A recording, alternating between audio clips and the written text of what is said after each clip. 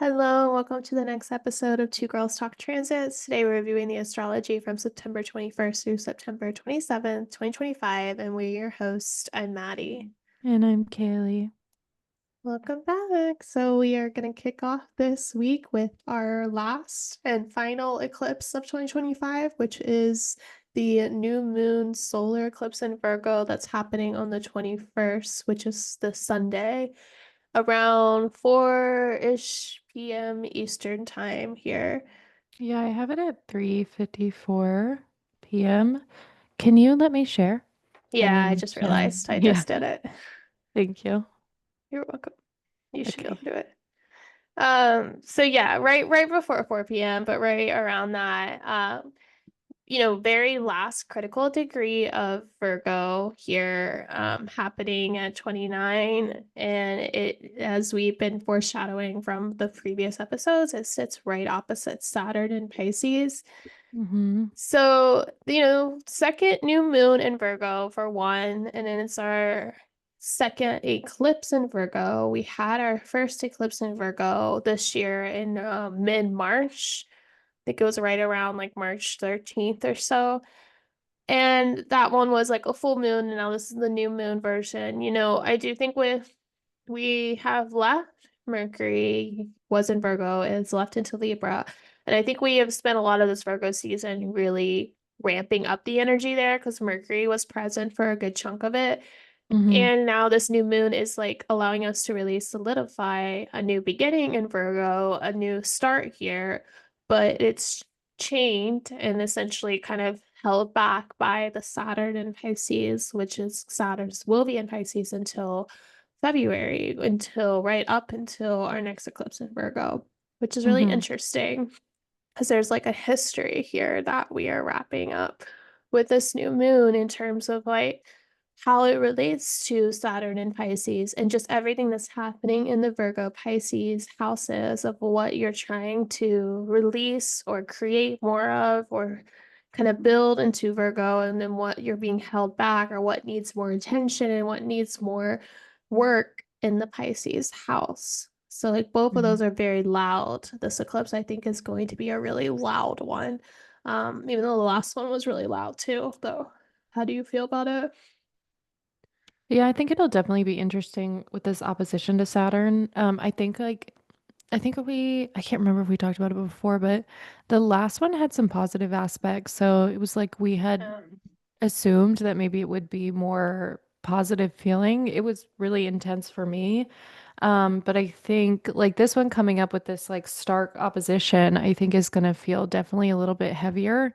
But what I also think is interesting is like the last eclipse we had in Virgo was the full moon, and then this one's the new moon. So I almost feel like the last one was like a falling away of maybe some themes with the Virgo Pisces axis, and then this one is like you spent maybe these past couple months, peeling back the layers. And then this one is like your opportunity to start new in some way with a new moon. So I think, you know, eclipses take, like a year and a half to go through, each sign that it goes through. So I think this is like part of the journey, part of the, walking through it and starting something new you know, during like mid eclipse. Yeah, it is, like eclipses, like I feel like they go in cycles, right? Like the first one really brightens up that house. And like generally, especially with the South Node there, I felt like for the first Virgo eclipse, it was like clearing away a lot of crap in that house. Like, here's what Mm-hmm. you've been dealing with in Virgo, and now it's time to shut it all. Full moon, right? Release it, let it go, leave it behind. And then now this Virgo season, we were like building potentially something new. Like for me, it's very easy because it's been a lot about my money. Like back in March, I had to pretty much wipe out my savings for like this mold issue I had in my house. And Mm-hmm. like I had to redo my bathroom and all this, and it just wiped out all my money. And then I also had an issue in the opposite house, in the eighth house, where Pisces is, where like I talked about in the last um podcast, that like I'm not getting supported anymore by anyone else. And it's kind of like this Saturn there is like being me more isolated. And so this whole Hmm. year building up into this Virgo season has been a lot about strengthening my own money and how I can make money for myself and how I can build up money and also build up what I've wiped out, previously. And so, like, I don't know, I can see that kind of cycling in my own life. And I don't expect myself to feel consistently stable. Like, with this coming up, I'm like, yeah, there's going to be some other challenges coming up with probably some loans and debt issues that I have that is going to challenge what I have worked on building up for my money. But it's like that. It's like this constant like cycling where you build up something in some area and then you wipe it clean and then you build it up again, but better. And then it's tested. And like that's what I do feel like eclipses bring up. And then this one is just literally, very literally going to speak though to like, hey, what work have you put into Virgo house? Like what have you actually done here? What have you accomplished? Did you build up a structure? Because Saturn is here to be like, does that structure support itself if you get zero support on the other side, or you have to Hmm. deal with this challenge or this big restriction on the other side? Hmm. Like, are you able to withstand that? It's like a big test almost. Like, Yeah, I feel like that's very Saturn too. It loves to test you. it really does. Yeah, I hate Saturn like that. Saturn pissed me off, but anyways, Because I you've do. been having like challenges in your community, right? Like with Saturn there and Pisces and Yeah, like definitely. friends. Yeah, and that was Yeah. definitely like highlighted during the Pisces eclipse that we had. And it's like we maybe had thought, and we talked about this before too in the last podcast, but it's like we maybe had thought that, we had healed whatever we had to heal with like Saturn in Pisces. But like when the Hmm. eclipse came around, it made, made me very much realize that like I still have a little bit of work to do and like I haven't found my community yet. But Saturn is like natally in my 11th, so that also is like part of that. But Right. Same. yeah. So, but yeah, I find it really interesting. Just as you were talking about your chart, I find it interesting though that the North Node is in Pisces because I'm wondering like how that might be representational of like what energy you're meant to embrace in some way and like what you may be working towards. Like I'm wondering if eventually you will have support come in, like throughout the journey.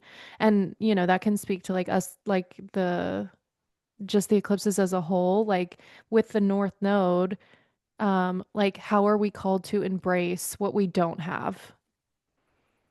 Yeah, I think that's a good point because I do think, yeah, ideally, I mean, I feel like there's a lot of information about eclipses that are, unclear and not really Hmm. solidified because it's such a more theoretical thing. Like these are not planets, these are just mathematical points in the sky that are telling us when things happen. But, the North Node is meant to be where you're moving towards what you're starting, what you're like consuming more of and wanting more of. It's like the Yeah, mouth of the dragon.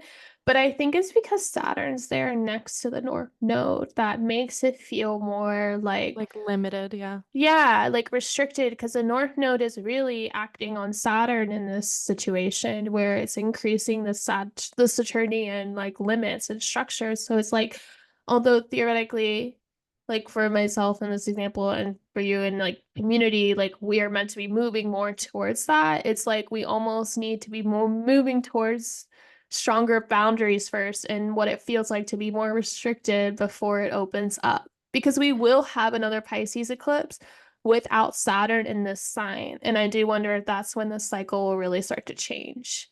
But Yeah, first, we yeah, go just have ahead. to be boundaried, more restricted now. No, I totally agree with what you said. I think like the boundaries piece is huge. I think it's like putting those boundaries in place first because I think, Yeah, Saturn has a very important lesson when it comes to boundaries, and it's that if you don't uh like create boundaries, then that's when people start to overtake or like I just think like overtake maybe is a good word. Like, hmm, you expend more energy than you necessarily need or want to. So Saturn's coming in to say, how can we develop these healthy boundaries so that when, we do have the eclipse without Saturn here, whatever you gain from this doesn't end up all going down the drain. I want you to right. keep these things. I want you to be smart about it.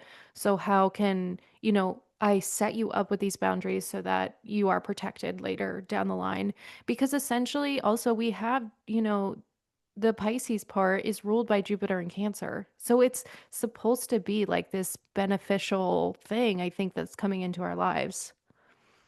Yeah, So, I yeah. agree. And I think it will be. But like you said, it's like we have to strengthen it first. We have to fortify it. We have to be like more prepared so that when all this abundance comes or when the things do expand, we can do so in a controlled way and not in a way that's like, feeling like we're ungrounded completely and swept away by the ocean.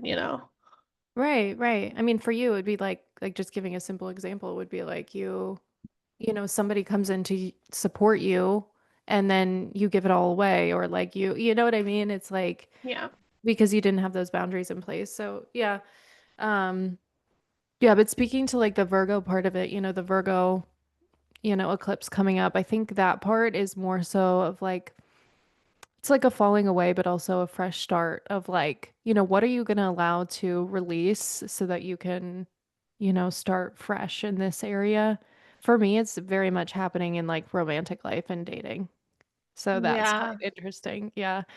Um, it'll be interesting to see like how does the opposition to Saturn play out because it's like friends and dating in some Dating. way. Yeah. So how am I being like limited by maybe my community or friend group that's affecting my Was maybe dating. also like you were being pushed to be able to have fun too by yourself. The fifth house is also creative and like play and obviously sex and dating, but like obviously like fun too. So it may be like, oh, you're not experiencing that sort of community and friends or Oh, and fun through how can I have friends. fun otherwise? How Yeah. can you have fun in other ways right now Yeah, then? that's definitely been a challenge because of like friends are so fun for me. Like I love having friends and like going out and doing things and I just haven't found that sense of community. So I think you're Yeah. right, like having to redefine like what does fun mean for me. So yeah, there definitely is like a redefinition happening. Like if you're rewriting the dictionary right now on what does the Virgo ruled house mean for you? What does it look like for you? You're throwing in some new terms and figuring new things out, I think. Yeah. Yeah, Yeah. it is. It is. It is. It's a really like an eclipse in that sense, I think, for everybody. And it just may not feel fun, but I also just think collectively it will be a big eclipse too, as we'll talk about later in the week. And I just think all these big pieces are going to be coming up. And I Mm-hmm. don't remember what house is Virgo in for United States. I think the 10th. I can't So remember like what's our rising. I it's have a it Sag, actually. it's Sag rising. So Virgo will be the 10th. So it'll be like our It's reputation right to other here. countries, which is really strange right now.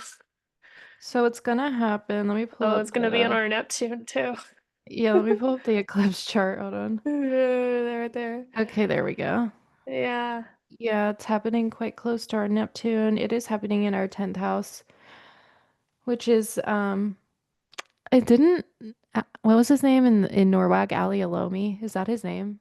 He gave like a Yeah. super interesting talk about like I don't even remember what it was about. It was over my head, but it was really good about like predictive and talking. It I was think it was about eclipses and talking It was about about like world astrology, like collective astrology, and yeah, eclipses signifying, but he uses a lot of the Arabic older traditions. I joined his Patreon though, by the I way. You did should. too. I You did too. did? I've been trying to like Yeah. listen to little things. Oh my gosh, he is really intelligent. I know. Um, That's why I said he's over my head. There are some astrologers out there that I'm like in awe of because like their brain moves a lot faster than mine. they've been doing it a lot longer than you have, and it makes a big difference. But Yeah. well, we'll use our basic delineations here. Uh, what we know. I mean, I don't know. Like, I could definitely see a lot with us being in our 10th, just our relationships with other countries and other issues happening. Like, the Pisces eclipse, brought up a lot of things that was in our fourth house, like our foundation, like, Epstein, and then like even the Charlie Kirk, like, and our issues around gun laws and like a lot about our foundation. So now it may be bringing up like how other countries react to it or like how they feel about it and what they say about our current choices. Yeah, go ahead. Yeah, I could definitely see that, like with Mercury being in Libra, like in the Yeah, 11th, like very international conversations. I could definitely see that. I think right. too, like the fourth house would definitely speak to like our housing crisis. And then the 10th house, I think, Yeah. would definitely speak to like our job crisis right now. And I think the overlay with the eighth is really interesting. Also, like, ruler Yeah, of our the. heavily foreign involvement when we Mhm. really shouldn't be having foreign involvement right now when we are struggling within our own lands. Right, right. Well, I even think like eighth house can also, I feel like, can represent like governmental systems and governmental support towards the people, Yeah. and that's kind of like being restructured and all kinds of stuff. So I think it's super interesting. Yeah, will be very interesting. Will be very big, another big news cycle for the United States, that's for sure. Right. Okay. Gosh, We just be never paying cease. attention. Yeah, Yeah, I it don't know never what's up. cease. I don't know what's up with our chart. It must be like Neptune in the 10th, but we like literally never cease to be in the news. It's like Yeah. we're always being like talked about in some way. Um, Mhm. Maybe that's Well, just us, like being in the United States. We're just like the center of our own world, but I just think it's um so yeah. well, anything else you want to say about the eclipse? No, I don't think so. Did you want to mention the piece of like the moon moving forward into Libra, or did you want to say anything about that? Yeah, I didn't know how to exactly explicit. I was gonna bring it up again when the sun entered Libra. But yeah, I mean like the eclipse happens around 3:54 p.m. on the Sunday, but like an hour after the eclipse happens, the moon has been right there at 29:58 minutes or so.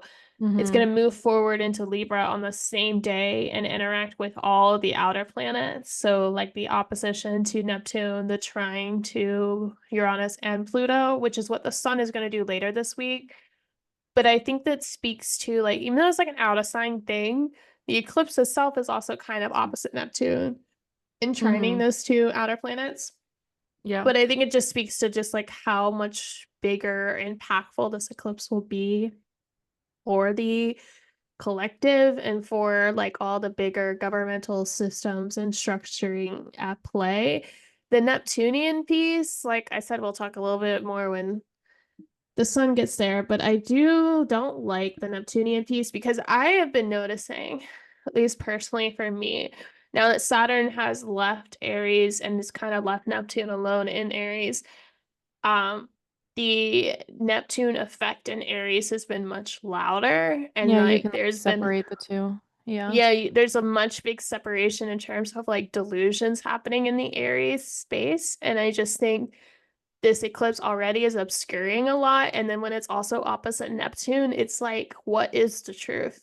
What is actually concrete or real?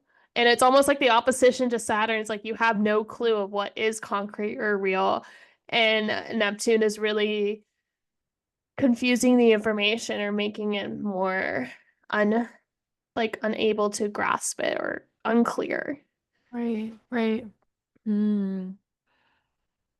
Yeah, I don't Um, know. I mean, it's definitely interesting. We definitely got like a lot at play right here.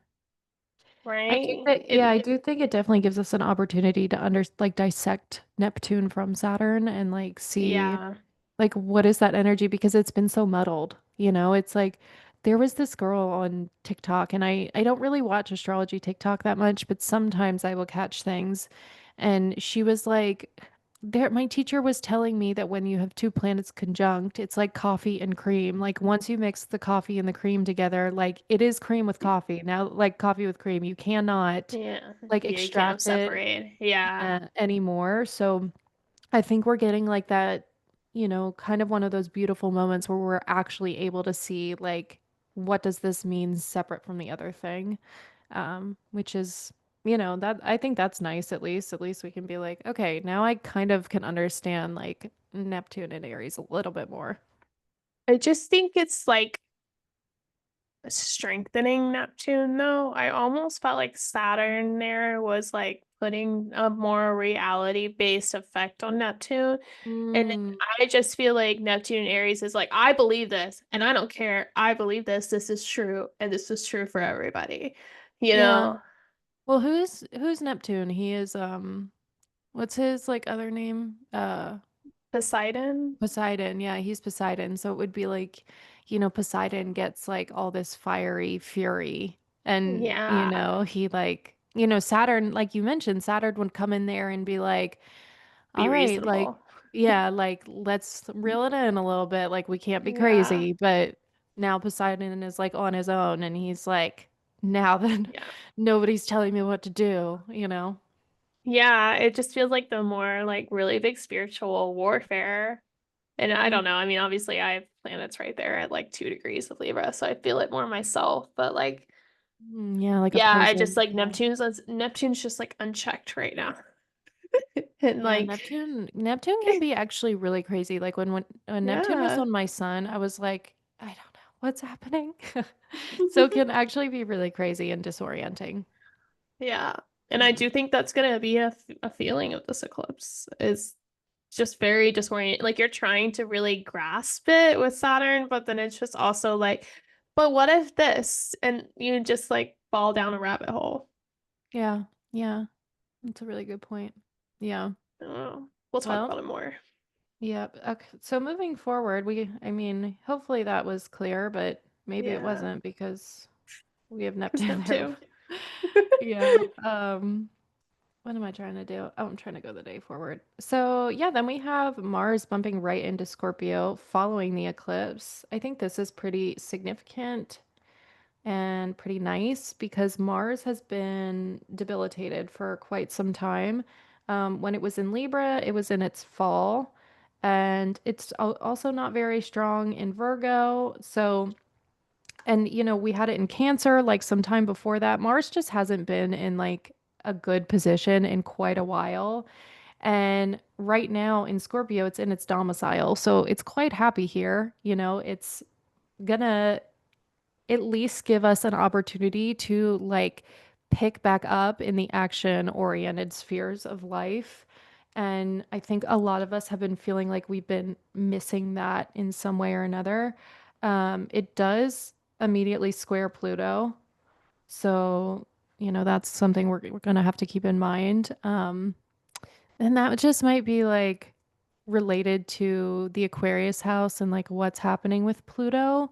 Maybe we're after this big, huge change in the Aquarius house, but we can't quite get it yet, but we have to take like small steps. If I think, yeah. Let's talk about that more in a little bit because that aspect goes exact after all the other interactions with the sun. And I think it will Oh, yeah, speak you more have it to on the that.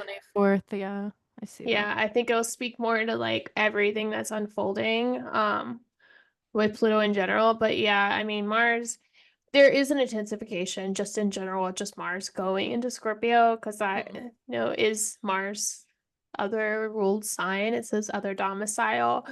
And Mars does have triplicity rulership in water signs. So it has actually a lot of power in Scorpio, more so than it does in Aries, which I know is like a weird misconception that a Yeah, it lot would of seem like people, it's not. Yeah. right?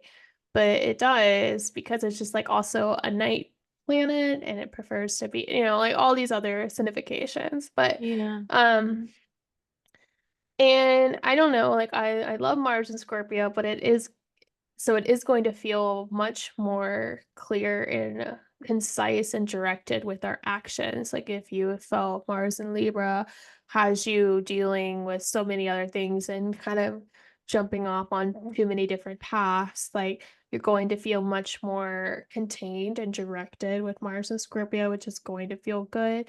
But yeah, with that upcoming square to Pluto, in that initial shift, it makes things very more serious. So it's almost like whatever kind of starts after this eclipse, you have to get serious about. You have to get like very clear about your actions and your directions now because there's like a lot of weight. Like Mars and Scorpio, it's just like someone who doesn't let things go.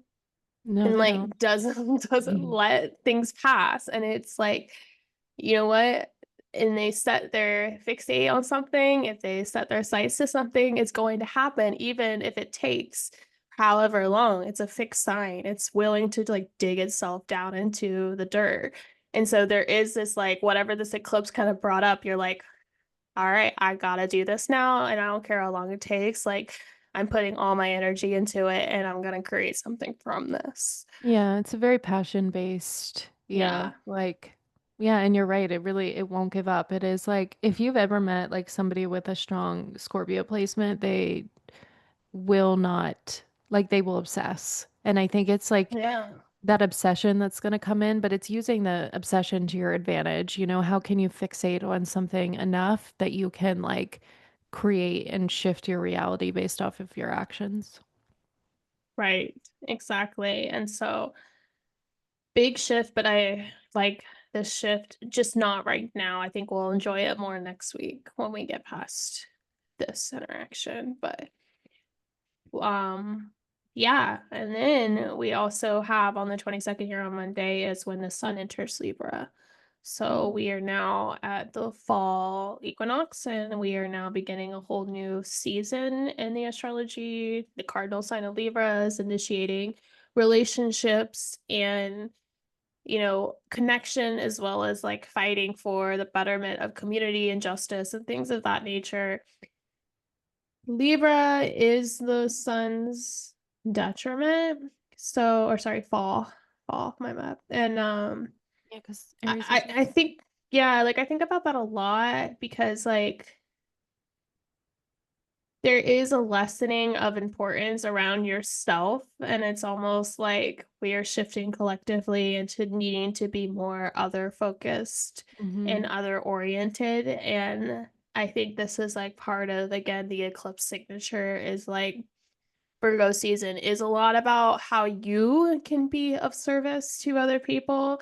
And then Libra season is a lot about just other people and how they're experiencing everything. And all of that is going to be really brought up like past eclipse is like, so your life has changed. How has everyone else been impacted by these changes too? And how do you remedy that? Because Libra will want to keep the peace and like try to stabilize past the eclipse. And I think we're going to be really challenged with that. Yeah, I mean, especially because Mercury's in Libra too. You know, Right. yeah, we're gonna be very much like wanting to like smooth over differences or like, yeah, just be more appeasing, I think, to the general Hmm. public or general population. Um, so yeah, it definitely will be interesting to see. Well, you can think about it collectively too, is like we have all this drama going on from the eclipses, right? Just like within our governments, within Mm-hmm. our issues. And then but it's the end of September. It's October. It's it's the holiday season. Now we need to be thinking about this. You need to make sure you're buying your decorations for Halloween, Thanksgiving and all of that. Like it's almost like you have this like split, right? With Mars and Scorpio, you're still trying to fight for what is right and what you want and what is really important growth for you. But now you have to also kind of still make things happy and like celebrate the holidays and fall and like there's almost like a little bit of a discomforting like split happening. Yeah, such is always kind of the holiday season, but yeah, it Right. is. It's like taking the good with the bad, I think. So yeah, it's also gonna be solar return in a couple of weeks after this. So oh wait, no, Days. in a couple days. Yeah, we're in September. Yeah. I was like, wait. No, Maddie's is like 4 days after this, so Yeah. are you excited? No. What year are No. you? How old are you right now? I'm 29. I'll be 30. So you'll be moving into your seventh house year. Yeah, and I think it's gonna be a really big year just with like my solar return chart. And I don't know. I don't really like my birthday though because I have Chiron conjunct my sun. So Mm-hmm. I don't really enjoy September. But we'll Yeah. see. Opportunity for healing though, always, with Chiron, you never Always, know. Yeah. always. But yeah. Um, yeah. So, yeah. We also have, do you want to say anything else about that before I move on to the aspects with it? No, just move on to the Okay. next piece. Okay, so on the 23rd, we do have it moving at 1 degree, and when it moves to and when the sun moves to 1 degree, we have it opposing that Neptune and Aries and trining Uranus and Pluto. So this is just kind of, further speaking to the pieces that we were talking about earlier. So I'm just going to draw the trines to Uranus and trine to Pluto. We had the moon making this exact same aspect 2 days prior, and now the sun is making this aspect. So it's kind of just like a continuation of what we felt moves into our like identity and consciousness. And, we kind of just carry over that felt sense into like, okay, like it's really kind of solidifying now and coming into my sphere of awareness even more. I think too, because emotions and, the moon can represent emotions, and sometimes those are like under the surface and we're not really sure, like, is what I'm feeling true or accurate? And this, it like speaks to like, okay, it really is something that is happening. So the opposition in Neptune is obviously going to confuse matters. But this trine to Pluto and trine to Uranus is like this powerful change. And I think that's also, we do have, Mars is at 1 degree now. We might be off by a couple of minutes because I think it goes exact the next day. But we also kind of have Mars in the Yeah. picture here making this aspect to Pluto. So there's a bit of more emphasis on the Pluto side of things, a bit of heaviness, but also a bit of like, it's like you want to do something, but you're like challenged in some way to do it. It's like you're pushing a rock up a hill or something. I think it's a little, well, we really can't separate all the outer planets right now. And I really do think the opposite of Neptune is the loudest one because it's the opposition. And it is like the kind of delusional moment where it's almost like this hyper idealistic shift that happens. Like we kind of talked about with Sun entering Libra, but like if that eclipse was opposite Saturn, it was really highlighting how you were really restricted and like what was real, like what is reality and how is reality holding you back. And then the moon or the sun and the moon move opposite Neptune. And you're like, but again, this is what I was talking about with Neptune being in Aries, being so much louder. It's like, I believe in this though, 100%. Like, whatever this is, I believe in it. And I don't care what reality is showing me. Like, this is my truth. Nobody can tell me different, and this is how I'm Hmm. living my life. And it's like this real big kind of push into that idealistic belief of like whatever's unfolding from this eclipse. And it inspires some change with the trine to Uranus, and it inspires an intensification of your actions. And I think the Mars square that it goes exact on the 24th the next day, but the Mars square is like, okay, this is your big dream.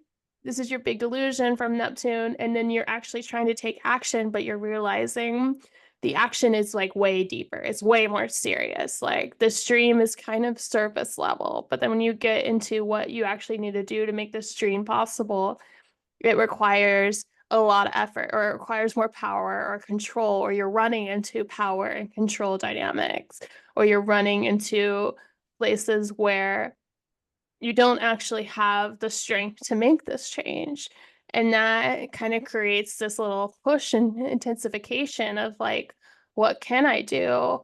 And can I confront this? And it's almost like, what if I just blow it up? Like I don't know. It's like really everything is going to be so high end, just with your ego, with your emotions, with everything, like right after this eclipse, because you're just going to be feeling all this intense outer energy from the planets, and you're going to be really wanting to make this big change. But I don't know, there's definitely a Plutonian element that's like you don't know all the information, or you're being too delusional, or you don't actually have the control that you thought you had, or you do, and it actually results in things happening that you weren't expecting that like hurt other people, or Mm, hurt other systems. yeah. I think Mars and Pluto, I think, yeah, you're speaking to kind of that like volatile nature of like Mars and Yeah, Pluto. Yeah, it can be very like kind of like darker and maybe unpredictable at times. Whenever they come into conversation, if it's even in positive aspects, really, like can just be like groundbreaking and a little bit like gruesome. right. So yeah, like you mentioned too, Pluto might be calling for it's at such early degrees of Aquarius too. So like whatever kind of shift that we're really truly desiring, like deep, deep desires, right? Mm-hmm. Where it's such the early stages of those desires and like it's like we just realized that they were truly there and like it's something that takes a lot of time. So like you said, if you run into like power dynamics or if you run into ways that you can't do it, it's because that's something that's meant to change over the course of the long term, 19 or 20-year transit. You know, perhaps you're just being shown and like highlighted all the ways that you can't do things so you know specifically what you need to work on in the long term. Yeah, I agree. I was looking at just like when does Pluto station direct, and it's not until October 13th, so more time with us, Yeah. but it will be at like the same degree. Um, yeah, I don't know. There's just this like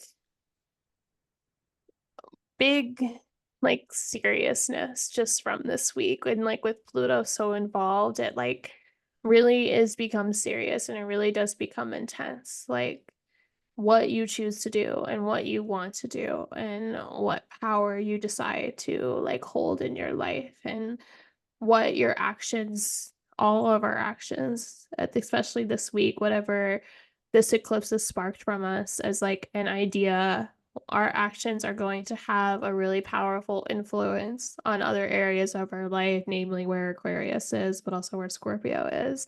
Yeah. And I think that's like where that power kind of comes unearthed from it. Like if you have power or if you don't, or your power and influence is more powerful than you thought or isn't. Like all of that kind of comes up. And it can be, yeah, like it can result in volatile things. It can result in really big changes, or it can result in like disasters sometimes. So just being mindful of that. But I don't, whenever I feel like all the outer planets involved, like I don't think any of us are really like acting rationally. I don't think it's like necessarily all our fault that we're not acting rationally, but it's like you can't escape the collective Yeah. unfolding. Yeah. Yeah, I know. Yeah, sometimes the planets are just so like I notice sometimes like if the moon is like poorly aspected or in like a super vulnerable space, like in Cancer or something, like I can't even help but to be like an emotional mess Right. sometimes. So, um, yeah, sometimes it's just like easier to act with integrity than others. Yeah, and I mean, and sometimes you're just part of the pawn too. You're just a pawn in this big unfolding, and so you have to do crazy things Yeah, or you're to just, have things. yeah, you're affected by the elements too, like Yeah, it doesn't matter, like we're all, living in the greater, broader picture of things and we can't separate ourselves from the environment. exactly. We can't. So I don't know. I think I would just kind of keep that in mind if you really feel like you are kind of going off the rails or you're not understanding all these impulses that you're having. It's the eclipse and it's the outer planets and it's this really big unfolding. But yeah, I mean, I would expect another assassination under this Yeah. eclipse, honestly. This eclipse has been stressing me out for real. Like I didn't expect it to like stress me out so much because it's not in an angular position in my chart, Yeah, but it has been like killing me. I think, because I have quite a number of planets in Pisces, so it's either like conjuncting it or opposing it. So, right. yeah, it's like kind of shaking me up a bit. Um, but I wouldn't be surprised, if the I find it quite interesting in general, just speaking to like the general theme of Pisces and Virgo. It's like a lot of time spent in the mental realm like thinking Hmm. about things constantly. And then just like this like spiritual overlay too of like what's the bigger picture? Like how am I, what's my position in the cosmos, kind of that like spiritual component to things too. And I Which is quite also think, interesting. yeah, I think that's 50s. And I also think because they're both mutable signs, like eclipses already bring a lot of change. And then in mutable signs, you're like, Mm, well, I won't only change this, I'll also change everything about this. yeah. Like you're just like, okay, let's just get rid of it all then. Yeah. Let's just change your whole life. Yeah. Well, since we're already at the spirit, I mean, might as well, right? And I then you're just like, know. oh shit, nothing is normal now, I so. know. Yeah, sometimes I feel like I'm just like a starfish, like in a tsunami. Like, no. Yeah, so uh, it's kind of yeah, I good. don't know. This is gonna be an intense week. I mean, it is quieter for the rest of the week. Partly just lunar aspects, but yeah, it's gonna be intense post eclipse. So just be kind to yourself and be kind to other people if they're also going through it because we're all going through it, and we will Yeah, get to the other side. We will though. yeah, that's the biggest part of the thing is Yeah. like eclipses don't last forever. In a couple weeks things will definitely cool down, but we are in like a heightened energy period. So yeah, just keeping that in mind. Yes, for sure. All Yep. right. Well, this is all we have for you Oh. this week. So if you want more content from us, you can follow us on TikTok or Instagram and YouTube at Two Girls Talk Transits. And yeah, we'll see you next week. See you.